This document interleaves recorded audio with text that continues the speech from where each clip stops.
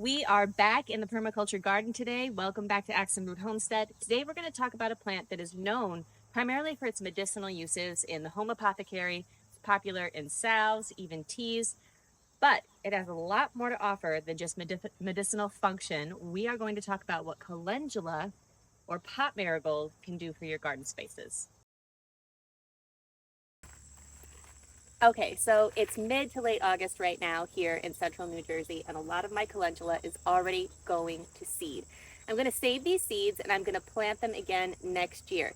Calendula is a cold-loving plant, so it's one of the first things I plant out in the garden in spring, and also you can plant it out into the garden if you already started your seeds right about now, late July, early to mid-August, and it'll happily grow throughout the colder months until your first frost. While calendula isn't a perennial, if you let it go to seed in place, it readily self-seeds itself. So it is very possible for the plant to come back next year unless you're really thorough about collecting all of the seeds.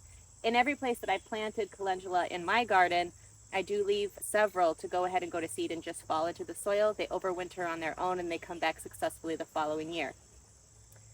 The thing about calendula is that if you are using it for medicinal purposes, you want to use true calendula, which is going to be the orange and yellow blossoms.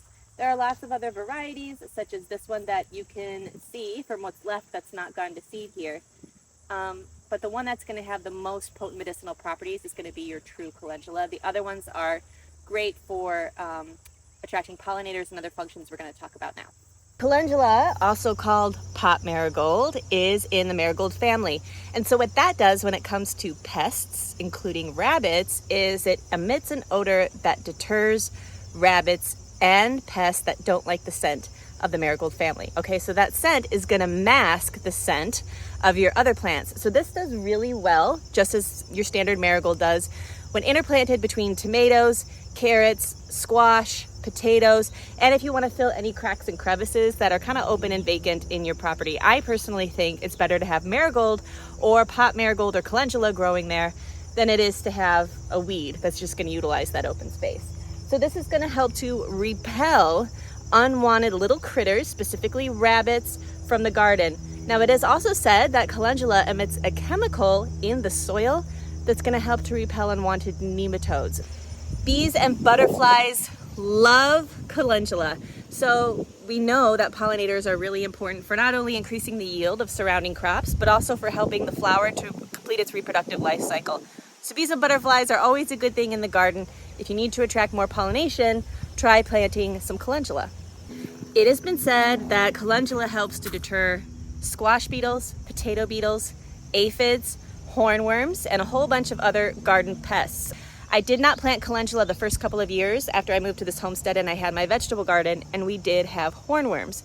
I would do the thing where you go out with a black light and you pick them off. But then once I started planting calendula throughout my garden, I can honestly say I have not had a hornworm since. That's no exaggeration. Swear, no hornworms in this garden. Perhaps that's from calendula, but it's more likely due to integrated pest management with bringing in birds, blah, blah, blah, all the good stuff. Self-seeding flowers are always going to be less labor intensive, which is a good thing, and you get loads of seeds that you can use in your own growing spaces or you can sell or trade with others. And because calendula is a self-seeding, short-lived annual, it's not going to have the extensive root system that like a nice perennial herb or another perennial planting would. If you do let it grow and die back in place, you're going to have a lot of biomass in place that you're adding to the garden. So that cover is going to protect your soil. It's going to compost in place, which is going to give nutrients, and then also you're going to create more organic matter for your garden. Thank you for watching.